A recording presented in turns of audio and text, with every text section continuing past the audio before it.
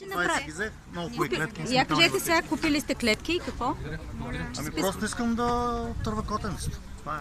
Вие ще вземете част от котки, така? От котки. Искам да оттърва котенцата, независимо от всички Сигурно смъртно закони, улицата, те са жалби, живяли в домашни дела, условия. така нататък.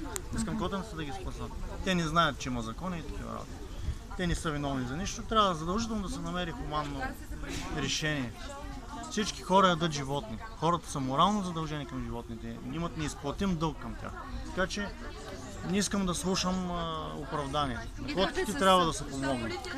Ако бях на Бойко Борисов, щях да отдела 1 милиард за помощ на животните. А вие колко котки можете да вземете? Аз съм отделил всичко, което имам.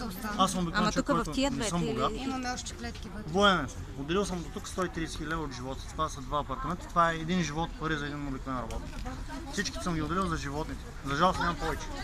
Надявам се да имам по-нататък. Какво правите? Донесохте 2 клетки? 3. Да, 100.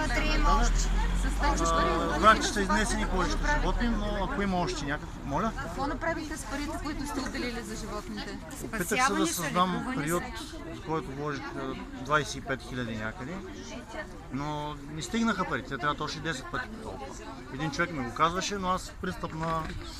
Тъй като съседите ми пуснаха жалба, бях отчаян, отидах и изтеглих този заем. И съм набутах с този заем за бъдещите 10 години да го изплащам. Не можах да довърша периода, но ще го довърша. До една година аз ще го довърша. За колко пари? Моля? До Пловдив. Сега няма да уточнявам, точно защото има много доброжелатели. Имате надежда, че той ще бъде факт този период и ще помагате на животните? Да, аз и сега помагам. Търся хора, приемни домове. Вчера цял ден съм обикалял от сутринта до вечерта, до 1 часа съм обикалял. После се върнах да се обгрижвам моите животни, които са доста. А каква сума сте теглили заем? Не разбрах. Един 32 хиляди, един 7 хиляди. А с какво го изплащате? С военната си заплата. Дайте някаква визитка. Той визит, каква визитка?